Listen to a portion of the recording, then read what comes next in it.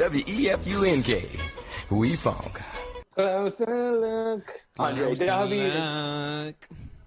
Andre Davi always with That's the my closer biggest look. celebrity encounter, Andre Davi. Open. Oh, yours too. All right. Well, we're done with this closer look. Play us out. Take it away, Andre Davi. Deuces indeed. But no, like we were saying, so Comic-Con, the big thing there is you get to meet your William Shatner's. I think one of the best SNL bits, not one of the best, but remember when Shatner hosted and there was a whole bit of him yelling at all the Star Trek nerds. Yeah. I think about that all the time. It's a big thing. Yeah, I mean, that especially definitely is the thing that separates Comic-Con from just being a bunch of geek news, is the whole freak fact. Like, even like I mentioned, it's just not the same if you're dressing up in your own house. Like, the whole do a lot. Sorry, go ahead. Sorry, go ahead. Yeah, no, just the whole freak fact with everybody dressing up in costume and that whole gimmick, let alone all of, like, getting to meet Screech or whatever, which, let's face it, that's really the... Well, that's the thing, too. They'll do stuff like that. Like, they'll bring back, like, a whole cast from, like, a show from, like, 10 years earlier and, like, let the fans ask them questions, which was always a pet peeve of mine of, like, why are you asking the actors specific questions about episodes? Like, ask the fucking writers. Like, Yeah. No. Sawyer on Lost has no idea why his story arc didn't this and that. It's like, what are you talking about? Like, I mean, you've taken enough effort to come all the way to Comic-Con. You really don't know what fucking questions to ask. Like, yeah, he's like, I don't know. They gave me $5 million, and I did what they told me. I mean, I guess before we get into it for our actual encounters, or maybe it'll go hand in hand, but how about yourself? Have you ever done any of these conventions? Okay. Actually, one of my celebrities in here is very nerdy, but it was early on as a comic nerd. But I did go to a couple, really not even appreciating what they were back then, but I did go to a couple comic book conventions in Delaware. Okay, I remember you actually talking about that at one point. The not the New York City one, though, right? Not the OG. Because remember a couple years ago we tried talking about it. Wilmington, Delaware. Yeah, Wilmington, a Wilmington Comic-Con. But as we talked about it a couple years ago, remember, I did try to go in New York City, mainly to meet Screech, because I could only assume that Screech was at this thing. But I wanted to go see... What's up? True confession was nothing made me happier than the day you couldn't get in to Comic-Con. Because I was pretty jealous that you were going without me. Yeah. AH told me without realizing the burning that it was going to do to me. She's like, oh, have you heard the news? Liam and I are going to New York Comic-Con this year. Like, oh, okay. So, yeah, I fucking hate you both. And yeah, I mean, we tried to go, but it was such a scam, if you recall. And I think you had already been hip to this, and you had already known. But like you buy your ticket, and then have to wait in there to get a wristband. So even though I had bought my tickets in advance, it was still like a 3-hour line just to get in this fucking thing. It's such a fucking... So like I did not even wait, and I just ate the price of my tickets, and times 2 at this point, you know, and it was a total bummer. Like, we got to walk around the full circumference of the Javits Center and see all of the idiots in line. And by idiots, I just mean because they were all, like, wearing Wonder Woman costumes or whatever. And like I pointed out at the time, it was like people were selling scalp tickets for like $60 for a wristband so you could go right in. And I wasn't paying double. But at this point, it's like if you've made the effort to dress up, like the like a Pokemon, you're gonna wait in line for 3 hours as opposed to paying $60 and walking right in. Like, Jesus. Which Pokemon would you have dressed up as? No, I'm not kidding. But that was one of my favorite images you told me about that whole situation. Is just all the sad kids like dressed like Harley Quinn and Pokemon, like not being able to get in. Like literally, like thousands of them, like 3 hours of a line's worth. You know, like. No, that's always my favorite thing of New York Comic-Con time of year too, is taking the train into the city and just like remembering, like knowing it is Comic-Con, but kind of like putting it out of my head because I'm not going, and then remembering the second some fucking kid comes walking on the train with a giant sword and big orange hair because he's dressed up like his favorite anime character. I'm like, oh yeah. First you're like, what the? Oh yeah. Very similar to us wearing our puffy shirts before we got to the Mets game. You know yes, what I mean? exactly. Yeah, for sure. But the good thing about New York is I don't think we got like 1 second glance. I know. I mean, we weren't exactly Avengers. We were, like I said, we looked more like a Bulgarian tourists than anything else. But we're going through the Mets game. I guess that'll get us into our. I mean, we're on the 7 train, so literally half the 7 train is dressed like in ethnic garb of some country.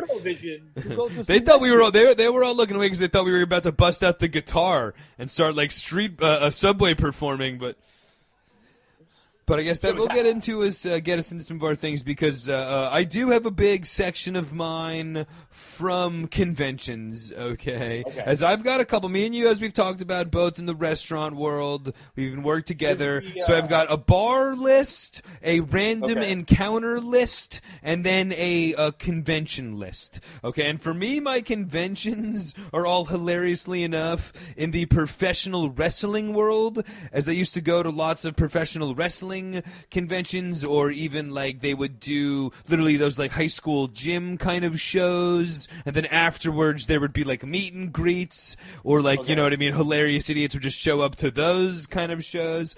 So I've met a great bunch of wrestlers. I guess the big name that I've talked about on the show, but I met Stone Cold at the old Garden State Plaza Mall, which is pretty epic. As well, other highlights were I paid an extra like $5 at the time for the Iron Sheik to put me in the camel clutch, his like patented maneuver. So there's literally like a picture, like a Polaroid of like a fresh-faced 13 or 14-year-old Liam in the camel clutch from the Iron Sheik. Now, when you say you paid an extra $10, were you like already paid, or the extra $5? You already paid the $10 to get the picture, and then you're like, "Could you do the camel claw?" Exactly. Yeah. He's like, "That'll be an extra $10, my friend." What a fucking scam! They're like the Elmos on fucking Times Square. I know, for real. But I mean, everybody else literally was getting like the generic stand in there. Somehow I had it in my head to get like the. So I deserve to pay a little bit of a premium. You know what I mean? Like. You should have got the first one free. He's probably like, great idea, kid. Anyone else that just saw this is not going to pay $5 extra. Because I imagine after people saw him do that pose with you, kids are like, "Oh, fucking doy." Dude, I think the truth of that one was there was literally like so little action at the Iron Sheik booth, where I think he was literally like showed up to, like I said, I would go to like high school wrestling, fucking like from the wrestler. Like bad professional wrestling in high school wrestling gyms, and a lot of like the old school guys would show up just to do like autographs for $5 and pictures and shit like that.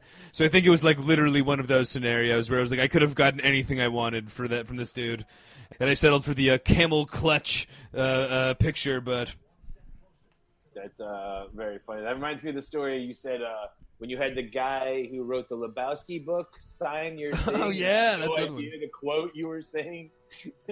And he was all hammered and couldn't get what I was trying to say. I wanted some quote from Liam and me are gonna fuck you up, man, from the Seinfeld, like the quote from Lebowski. Liam and me are gonna fuck you up, man. So I was like, hey, could you write that for him? And he was all hammered. He's like, what's your name, Louie? He's like, Louie fucks it up, man. And I was like, no, dude, like this isn't what I wanted, but. I guess real quick though, I'm sorry. Okay. Were you gonna move on? Because just real quick about the convention. No, I was gonna jump on my convention one. Okay, cool. Go for it. Okay. I mean, mine's pretty nerdy, and I doubt you know who he is. But in my Delaware, and I'm starting small here, but my Delaware comic book convention, I got to meet Jim Lee, who actually is a very big, like, famous comic book writer. He's one of the guys that left Marvel. Now, is this like Stan Lee's brother or something, or just ironically? He's one of like the 5 guys that, like I said, left Marvel and with like Todd McFarlane and started Image Comics. Okay, together. Interesting. I think I had him sign a Shadowhawk comic, which was a blatant Batman ripoff, more or less. But he was a big deal at the time. It still kind of is. Like see him, you know to look for him. You see him in like documentaries all the time about like comic book stuff. But that's super cool. Like 11-year-old me was like, this is fucking wild. Yeah. Do you still have that? I do. I also have the Robin comic book I got signed with the certificate of authentication from that convention. By Chris O'Donnell, or who signed it? No. Like the actual like artist for like Robin #1, like the illustrators. Oh, cool. And then I also have not even a celebrity I met. This is like my old man. I think my parents just got divorced. And my old man was trying to be cool at this comic book convention, but he bought me a first edition, like first print, The Death of Superman, which I still have somewhere. It's not in my house, so don't try to rob it. It's worth a couple grand now. Wow, nice. Unopened. Now, The Death of Superman, that was like a spin-off series? No. It was like when DC actually killed Superman off for like a year. It was the actual comic book where he died, and they sold so quickly. Like, it made like... Oh, yeah, the first edition of that comic where he died. Of that comic book, yeah. Okay, wow, it cost like $200 at the time, which was pretty pricey for a comic book. Yeah, for like, sure. An 11-year-old kid. In the 90s, but, like, under the understanding of, like, I'll never open it. To this day, I've never opened it. See, that's where that's where me and you differ. Like we talked about with my dead sneakers. Don't get me wrong. I'd be thumbing through, and I'd be. I bought a third edition also for like $2. Okay, so I can just read the actual fucking comic book. No, honestly, something like that I definitely would not use. You know what I mean? Like that was I do get display like toys or whatever. I had some like old school wrestling toys that you keep in the box because it looks better to put up. Some you take out because it looks better to put up. But Jim Lee was my first nerdy like person I met. Your first geek out. Not the first celebrity I've met, and I'm going to save that one for last. But the first like geeked out like celebrity. Okay, nice. All right. I do have one more, just because I have kind of a list like you, restaurants and events and whatnot. I will have one. I'll get out of the way now, just because you've teased him a couple times. But I went to go see Bayside the Musical, which was a Saved by the Bell play. Okay, yes. Comedy play down they used to do in St. Mark's Theater for a while. Yeah. Very funny. But I got to go the night that Screech was there. Oh, that's right. You bastard. You did meet Screech. He was like signing autographs earlier. He's doing exactly what the Iron Sheik was doing, just showing up to like sell autographs. Dude, exactly. But they made it clear that he would only sign memorabilia from the show. You could hear a couple people who definitely brought their Screech porn with them. Nice. Oh, hilarious. I mean, that would be epic, dude. The autograph Screeched porn. Like, dude, I'd be fucking furious if I went there and he refused to sign it. Like, look down his nose. Like, sorry, I've got a deal with the St. Mark's Theater. I can only sign officially licensed when I Bayside the Musical. That fucking loser actually officially joined the cast, like, after a while. Like, Belding would show up to some of these shows and like do a quick cameo and then like sign things afterwards. Screech signed on a regular basis, came, and then I was like, I'll do this for a couple months, and like literally like had like a residency there. Like, yeah, I mean, he's killing it in that merch money, like we said. Fucking. I guess the only other one that I have that's close to kind of like a convention one, but it wasn't exactly a convention, but I did just straight up go to like an autograph signing, all right, for hilarious like late 90s, early 2000s porn star Tara Patrick. You remember Tara Patrick? Like immediately like recognizably know that name. Yeah, she was one of the big ones. She was like one of the right after Jenna Jameson, or like when porn was becoming like a thing that you could get autograph signings for. Me and my boy Tiernan went to like the Romantic Depot, which was the new sleazy porn shop in the neighborhood, and like went on. And at this point, we're like literally maybe 20 years old or whatever, like if in college, I suppose, but maybe seniors in high school or in college. And then like we thought it was gonna be a hilarious kind of like kitschy gag to do, but then like the cruel reality was we had to wait on like a 45-year-old line with like growing perverts that were there to meet Tara Patrick.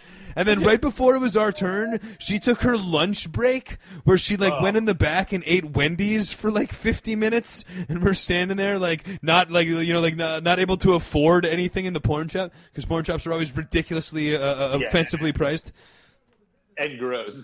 Yes, that's true. And you didn't want to, in a pre-corona world even, you didn't want to be touching. Can I buy this dildo? Exactly.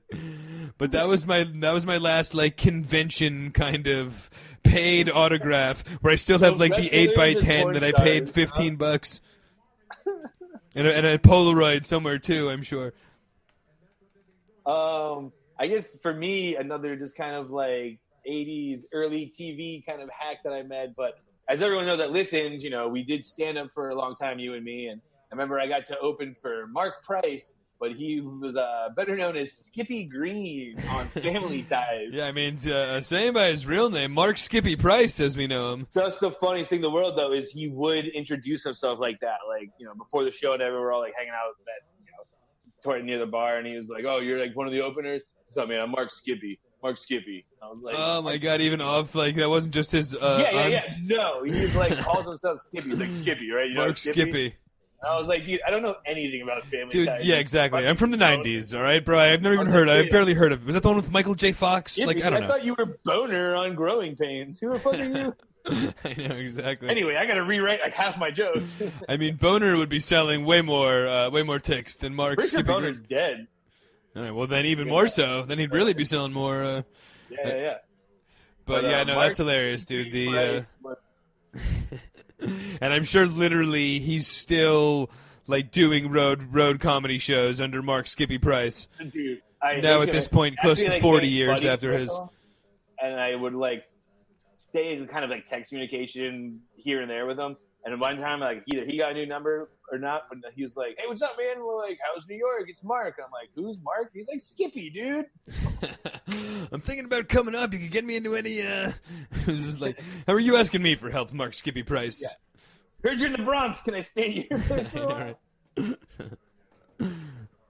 But, yeah, Skippy Price, bro. I guess I've got some comics. I guess I got another comic that I did kind of pay to see, but a really cool run-in with Lewis Black. And I think I've told this story before, but I went to see Lewis Black in, I guess, 2002 or 2003 on a night very memorable to sports fans because it was the night of one of the most famous football games in recent memory. It was the Tom Brady or the Patriots-Raiders Tuck game, okay, of like the Tom Brady era Patriots. It was like the first Super Bowl run of the Patriots, but there was a blizzard going on in Boston as well in New York, and there was this crazy play where the guy was going to pass, but he fumbled, but it looked like a pump fake or whatever, and it was this whole crazy, like, it went on to be known as the Tuck Rule. But that night, we actually had tickets to see Lewis Black, and we're watching like the football game before, and it was so epic. We're like, oh, fuck it, we, like already have our tickets or whatnot.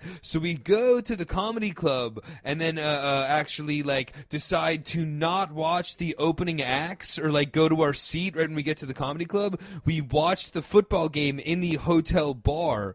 All right. So this play actually happens though, like during the warm-up acts and during like the host or whatever. So at this point, the only people that are left in the bar are me and my friends and Lewis Black, who was like headlining, but was watching the game in the bar beforehand, and we were the assholes not watching the openers. So then we get to watch the Tuck Rule, which became this crazy notorious play, literally with Lewis Black, who's of course like known for being crazy and animated. And like, I don't know if he was like in character because he was about to perform, but he was doing like the ranting and raving, hands flailing around. It's just crazy, like just going nuts about the rule. So it was just a very like anytime you see the highlight of like the fumble that got overcalled or whatever, I literally watched that with Lewis Black fucking before like he headlined at Bananas in Hasbrook Heights. That's hilarious. Should we name a couple? Because I can think of 3 instances, or at least 3, I think, of times that we have ran into celebrities together. Okay, we could do a couple of those. Take a couple of those out. I guess starting with one of the comics, maybe that was on my list. A little Venn diagram. Well, let's say the time you and me ran into Ben Stiller at the Colin Quinn show. Okay. When Ben Stiller looked like he came walking out of Ben Stiller's Central Casting. Exactly. As we've talked about it before, but pea coat, white V-neck undershirt, hair all coiffed. It was very wild to see Ben Stiller looking just like Ben Stiller. We didn't really get a chance and really feeling like we can kind of rubbing elbows with them because we're not paying this isn't me paying $10 to see Tara Patrick here. We both paid to see Colin Quinn, but literally like me, you, and Ben Stiller, like, at 5 o'clock that night had the same. We're all showering, getting ready for the show. You know what I mean? It's like we had our same night. We had the same night afterwards. Yeah, and it's not like he was sitting in like some VIP section. He was literally sitting like row 2 behind us. Yeah, sure. We had better seats than the city. Ben Stiller. Yeah. Exactly. that was one time we ran into a celebrity together. Of course, there's the epic Stephen Root time, where we've talked about the show multiple times, but when you and I got to meet Stephen Root when we were at the bar together. Of course. It was a very big deal because we had just started the podcast, and I think we were playing the Stephen Root game every time, which we don't really play as much anymore. We haven't done a game time in a while, and I guess spoiler or teaser to our Tuesday night trivia: Stephen Root questions prepared. Yeah. But I think the third and maybe one of the funniest times, and there's other times we've met celebrities together too at that bar, and we'll get into that. But how about also before you get into this one, maybe when we met what's his face in the upper deck of Citi Field, showing his Ed Burns.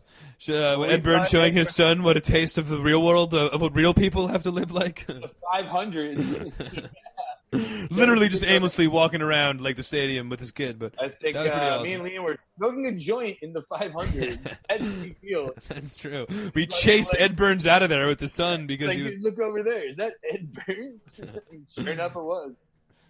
But to me, the funniest time that we've seen a celebrity together is the Halloween parade in New York City, a very famous parade where Liam is dressed up like Weed Cookie Monster, and Jeff Ross is walking the opposite way of the parade. That's true, yeah, walking against the grain of the parade. And he stops by Liam, and Liam gives him a weed cookie. My costume included, by the way, live ammunition, as you call it, but I had a like over 100 famous Amos-sized weed cookies. Right, and they were pretty potent. But so I'm literally dressed up, like he said, with as the Cookie Monster with the chef's hat and all sorts of weed, different paraphernalia on me, and then real live weed cookies. And we come across Jeff Ross looking ridiculous, not in a costume, but like looking like he should be. He had like the fucking shaved head, the nose ring, and fucking like. Ring. Yeah. But yeah, I offered him a weed cookie. Then I've got the great like sequence of photos with him where he's like I'm offering. He's like, nah, I don't really like so. Then he's looking in like, I don't know, are they strong? Yeah, right. Then the last one's like him taking a big bite and we're smiling. Pretty epic, man. Pretty epic. But yeah, that was a great celebrity encounter for sure. For sure. That's actually the second time. I mean, to go off my own, I've actually run into Jeff Ross myself walking the streets of New York. Of him just standing on the corner of like Park and 38th.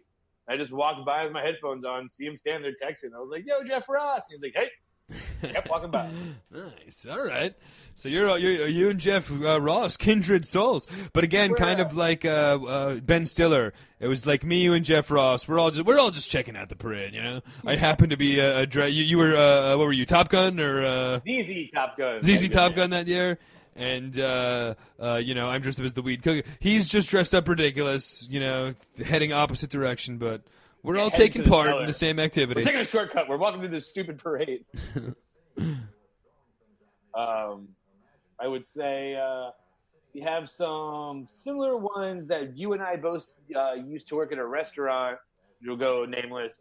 And like a lot of celebrities would come in there. It's kind of the first time I realized a certain late-night talk show host had a bit of a drinking problem. Yes. After that certain host was on the a certain page of a certain newspaper on a certain day, certainly right around the time that Devin's talking about. But all will go nameless. And I guess we'll spill the beans on Jay Leno's big drinking problem on our on another. But there was the one time where when Arsenio Hall got all whacked at a. But he would come in a lot. You would see him just like very different than he was on TV. You know what I mean? And he was also like a legend in that neighborhood. Not in a bad way, but it was just like this was right. I think he lived around there, yeah. And I don't even know if he had really gotten that show officially yet, or he had either just started. But people that lived in the neighborhood from the years before, because he kind of. And not to give it away, but he went from like not being a huge superstar to getting that gig. You know what I mean? Correct. And so people remembered him when he was kind of just like, maybe the cast member of a certain show that's going to be continuing without an audience in the fall. But And maybe he has the same name as another talk show host. But I'll tell you, someone else I met at that restaurant, though, that was, like, really cool for me. Nobody really knew who he was, but Paul Bettany was at the bar once when I was working. And he plays Vision in the Avengers movies. And up to that point, he was just the voice of the AI for Iron Man and all the Marvel movies. Okay. But I kind of knew that Age of Ultron was coming out. They were kind of teasing that Vision, Paul Bettany was going to be Vision. I remember like buying him around or something. It was near the holidays and it was like super busy. And I took a picture with them just because I knew they would never hang it up or anything. But I think you're cool. I like you in a couple of things. I like you in Knight's Tale. I like you in Beautiful Mind. But obviously, I like took a picture with them and I was like, real quick, man. I was like, anything you can tell me about the new Avengers movie? And he was just like, he's like, oh, I'm sworn to secrecy. All I'll tell you is they're actually making me work for my paycheck this time. And then he left, and I was like, "Oh, dude, he just confirmed to me." Yeah, that's what I was looking for, you idiot. Like, that's awesome. Like, freaking or not, like. I'm not gonna give you any spoilers, but Bradley Cooper does die at the end. All right, bro. Yeah. Like, but it was awesome. I was like, dude, I know exactly what you're selling to me right now. Yeah, yeah. Fucking dope.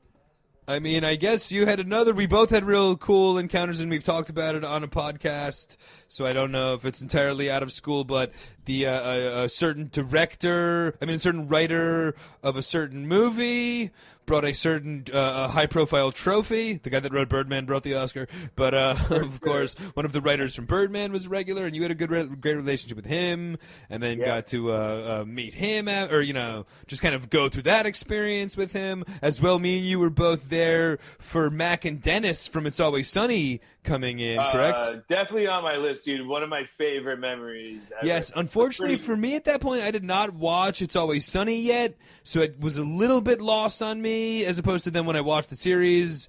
But super cool to see them at a bar, just hanging out anyway. Hanging out together. I think that was like the first New York celebrities I met too, and I was like hanging out with them shoulder to shoulder. I was pretty fucking stoked. Huge fan of the show. I like them both, and especially Glenn Howerton, who plays Dennis, is like easily my favorite character on that show. And dude, super guy. And he was really such a deuce, just like in the show. So no, they were both like they were both awesome. Yeah, Call Me by My First Name. It was pretty exciting. Nice. There was the time at that same place where I met Jodie Foster and had no idea until somebody else was getting a picture with her, and I was just like, "What are you getting a picture with the old lady for?" Jodie Foster. Although, as well, the same place where I saw where I was rude to Tom Hanks without knowing. Yeah. All sorts of stories. All sorts of stories from that place. I guess I've got another hilarious story that you were there for, so it's a big deal for you. But you were there the night Greg Allman was there, right? No, that was Kevin. Oh, I thought you were there with him, though. No. That actually didn't have. That story was not from Pete's. That was another. I was there with Kevin. That guy had a couple cool stories, though. He kind of pulled what happened with us with Stephen Root, where he heard Archer's voice. The voice of the character that... Oh, that was you? That was me. Okay, that was me. Cool. I was actually going to say, I thought it might have been you, but I thought you would mention it. But you heard the voice of Archer and met him, and that turned out to be a really cool show. H. John Benjamin. But that dude, Kevin, was good friends with... Bobby Carnival, who's been in like everything recently, but Kevin had used to work with him at another restaurant. So that was kind of a cool, like, the pretty much all the bartenders and actors are like starving artists or whatnot. So like the one that finally made it when like Bobby Carnival came in, the only guy that wasn't like an actor was Kevin, by the way. He was like a regular bartender, and he worked with Bobby Carnival, who then had this like rise to fame. He was just in Boardwalk Empire at this point. Since then, he's been in The Irishman, lots of other stuff. But it was like a real and apparently I wasn't there, but it's super cool, down to earth. Remembered Kevin from the bartending, was just like got to share bartending stories with the show he was on Broadway at the time. Okay, that's right. I as well have actually seen him in a show on Broadway recently. Lifespan of Fact, I think, but I saw him in one of the recent Broadway shows. But yeah, he's a great actor, and that was a cool connection that I missed from there. But I guess to take it. What's up? I got one for my Florida days, if I dare. Okay, all right. I used to, now the kids might not know who this guy is, but I used to play poker at an old, like, the Bonita Beach Well, it was in between. It's called the Naples Fort Myers Dog Track, right? And a Oh, fucking actually in Bonita Beach. poker at the dog track? Like, Jesus. Yeah, dude. Oh, dude. This is Only in Florida. But I would used to sit at the Kentucky, 1, 2 Alabama, and tables, Indiana as well. I'm sorry. The $1, $2 tables, and a pretty regular at this table when I would go there would be old Wilford Brimley. I would play poker with. Oh, amazing. You've told me that before. That is hilarious. A regular at the 1-2 table at the dog track. He would yell at everybody about taking their diabetes medicine. And Diabetes? He would call every hand. And call every hand? Yeah. He was a real cowboy on the 1-2 table? Wilfred. He would just call everything. He was just there to, like, kill time. But he could have, like, 7-2. He's like, I'll make it 50. He's like, I'll see that. Jesus Christ. He's like, fucking stop. Epic. That's an amazing, like, seeing somebody in their element. You know what I mean? Like, not only is it a celebrity encounter, but a celebrity encounter at a poker room at a dog track. Like, you're really... And again, he calls every hand. That's hilarious. That's hilarious. I've got a couple. Like I said, the bulk of mine are kind of boring, from the fact that they're just from me working at restaurants. I guess the two coolest things for me for doing working at restaurants. But one time I worked at a restaurant in Gramercy Park that hosted the Saturday Night Live after party. So my table had like Bill Hader, and it was just like the entire restaurant was. The place was closed until 1 in the morning when they all showed up or whatever, you know what I mean? And then it was just a big buzz around and a lot of celebrities. Katy Perry. How long do they hang out for? Do they hang out to like 6 a.m.? No, it wasn't really that wild, honestly. They pretty much came and got dinner, had some drinks. They were probably out there by, 3 or 4 or something like, probably on to like another after hours place or whatnot. But, very different from the original SNL and I days. think, honestly, from the Reputation, they still could get a little off the handle or whatnot, depending on who showed up or whatnot, you know what I mean? How the cast was, or if, Bill Murray shows up and starts buying everybody shots, they hang out afterwards and get wasted, you know what I mean? So I think some of the SNL parts, I worked for a restaurant group that they exclusively hosted them at their various restaurants or whatever. So mine was kind of tame, but it was still pretty cool just to be part of a SNL after party. Who was the host? The host was Katy Perry. And I think she might have been host and music, or she might have been the host, and then the music was... You did one of, like, host and music. Yeah, I think that might have been the one. But there was a couple other cool celebrities, honestly, that were in attendance. But maybe even Ben Stiller, actually, that you mentioned. But there was, some other cameos in addition to the whole cast and whatnot. And then the other big one that I've talked about on the show, but I also waited on the whole Kardashian clan with Kanye in the house. And it was... What's up? When was this? This was in, I'd say the early 2010s, the early teens, I'd say. But it was before they were it was right when Kanye had just got with Kim, I guess, and before I feel like they were totally crazy Kardashian show icons or whatnot. It was the early stages of the Kardashian show. And they were really cool, actually, everybody. Like, Kanye had his own private security, but he was, nice and respectful and all. But what was really cool about that, it was like a crowded New York City restaurant, and everybody, there was literally a table of 2 girls that were, feet away from their big party, and everybody acted, super cool until they left the restaurant, and then everybody in the dining room got up and went to the window to watch them leave, and there was a huge stir after they left, but everybody was trying to be cool, 2 cool New Yorkers and not acknowledge That's it. fucking New York for you. Yeah, and it was awesome. Then when they leave, everyone's like, "Oh my God, that was Kanye and Kim!" Holy shit. That's hilarious, dude. Well, that happened to me. I guess I could say I had a similar situation when Selena Gomez in The Weeknd came into my restaurant. And there was, bodyguards, protecting the doors. But different situation, too, where, we were just dead, so there wasn't a lot of people there. But in the meantime they were there, there was just this army of just, 15-year-old girls and paparazzi outside. I was like, I wonder if they're on the same network.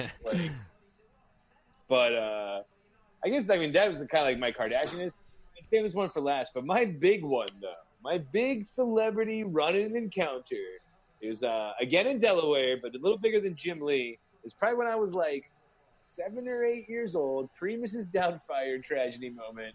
But I was riding my bike around my neighborhood in Delaware, and I saw there was like cameras down the hill, and like some of my neighbors were there, and me and my mom walked out, and I got to meet the future President Joe Biden. And yeah, I know where you're going with this one. I was in a commercial with Joe Biden. So now you're voting for him for two reasons here. For governor of Delaware. But yeah. They only ran it a couple times because he was so ahead in the polls. But can you get that on YouTube? Like, is there possible to get like? You could probably find. I think try to track that down, dude. That would be worth putting on Facebook. The somewhere out there's a video of me and Joe Biden walking down the street together. Well, all the neighborhood kids. I need that on a shirt before November. Big F! WEFUNK. We funk.